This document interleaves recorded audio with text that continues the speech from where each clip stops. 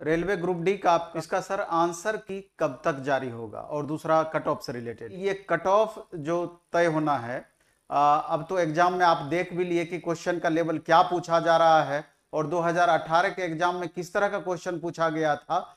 तो बहुत सारी ऐसी बातें हैं, अगर आप कंपैरिजन करेंगे 2018 और 19 का, तो समझ में आ जाएगा कि कौन कौन सा कारण है जो कि कट ऑफ को प्रभावित कर सकता है। तो उसमें पहले देखना होगा कि आखिर कौन कौन सा कारण होगा जो कट ऑफ को प्रभावित करेगा। सबसे पहले जो हम देखते हैं कि फॉर्म भरने वाले छात्रों की संख्या 2018 में कितनी थी और 2019 में कितनी थी, कितनी है। तो ये एक महत्वपूर्ण सवाल है। आप देखेंगे कि 2018 में 1,89,00,000 बच्चे फॉर्म भरे थे।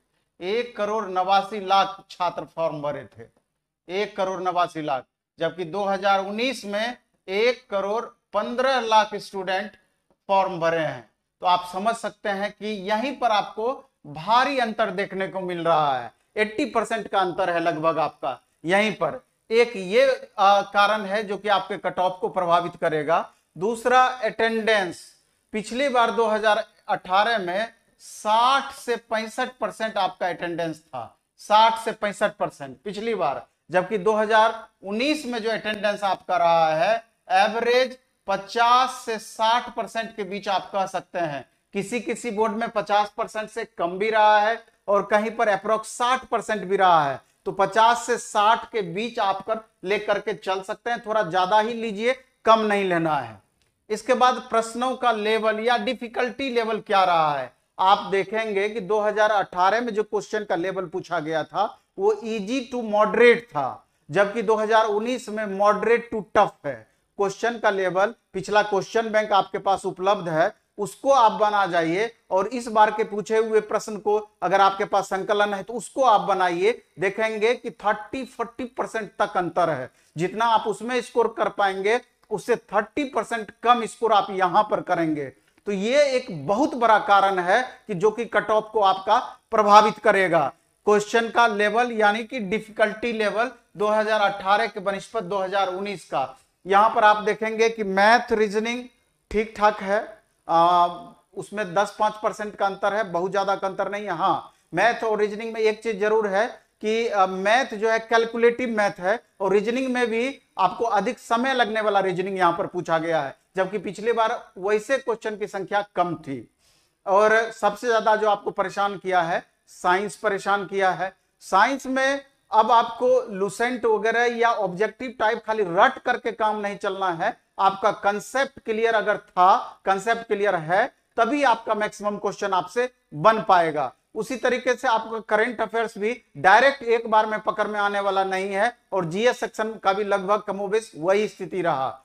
तो ये सब जो मुख्य कारण रहा, ये आपका बहुत ज्यादा प्रभावित कट ऑफ को करेगा। इसके बाद 2018 में आपका नॉर्मलाइजेशन वाला प्रोसेस था 2018 में, जबकि 2019 में आपका परसेंटाइल वाला प्रोसेस है। नॉर्मलाइजेशन और परसेंटाइल में बहुत अंतर है। आप नॉर्मलाइजेशन में देखेंगे कि 4-5 नंबर से लेकर के 10, 12, 15 नंबर तक का उथल पुथल रहा है, जबकि आपका परसेंटाइल में मुश्किल से 1 से 3 नंबर का आपका फर्क पड़ेगा। तो ये बहुत बड़ा कारण है कि जो कि आपके कट ऑफ को प्रभावित करेगा।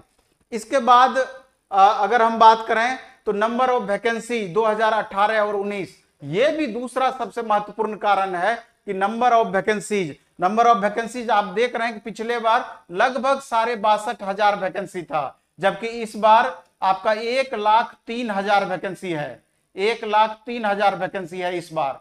तो आपका देख रहे हैं कि लगभग 70-80% वैकेंसी आपका ज्यादा है, जबकि आपका नंबर ऑफ कैंडिडेट जो फॉर्म भरने वाले हैं उसके बनिस्पत 70% आपका कम बच्चे फॉर्म भरे हैं।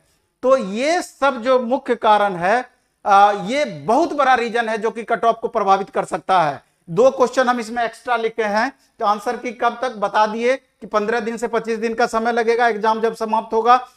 एक और बच्चा जो मैक्सिमम क्वेश्चन हमसे पूछता है कि नेक्स्ट वैकेंसी में आईटीआई पूरा होना जरूरी है क्या, तो नेक्स्ट वैकेंसी में आईटीआई पूरा होना एकदम जरूरी है, उसके बिना आप फॉर्म नहीं भर पाएंगे। और अगर अभी आप हम बिहार स्टेट की बात कर रहे हैं, हो सकता है दूसरे स्टेट में भी लगभग वही पोजीशन हो, अभी आप आईटीआई में एडमिशन कर सकते हैं। कम से कम 1 साल वाले आईटीआई में भी आप एडमिशन ले लें तो बहुत ज्यादा समय नहीं लगेगा, जल्द ही आपका आईटीआई क्लियर हो जाएगा और हो सकता है कि आपको अगली बार चांस मिल जाए।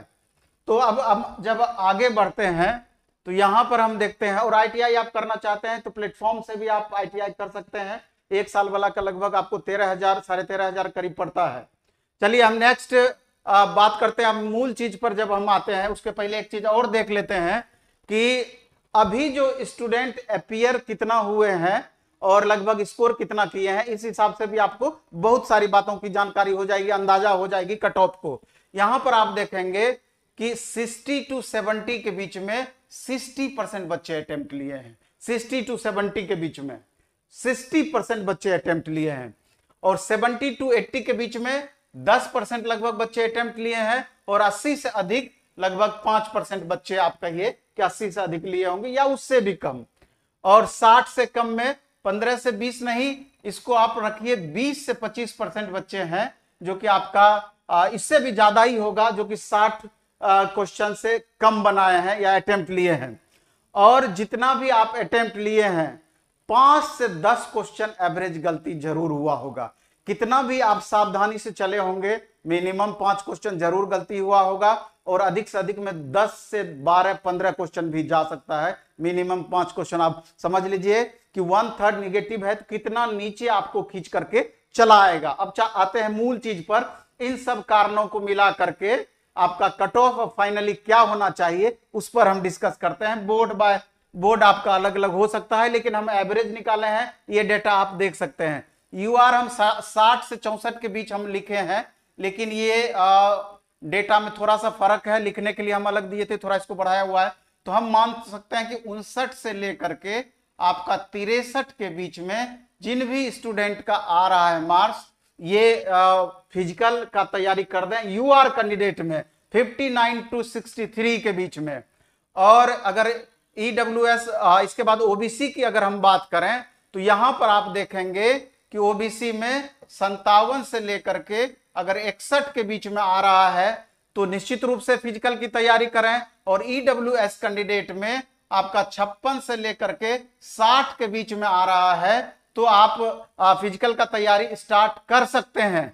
इसके बाद एससी कैटेगरी में अगर बात करें तो यहां पर ठीक है 52 से लेकर के 56 के बीच में एससी कैटेगरी का तैयारी बच्चे कर सकते हैं, और 48 से लेकर के 52 के बीच में अगर एसटी कैटेगरी में मार्क्स आ रहा है तो ये सारे बच्चे फिजिकल की तैयारी कर सकते हैं।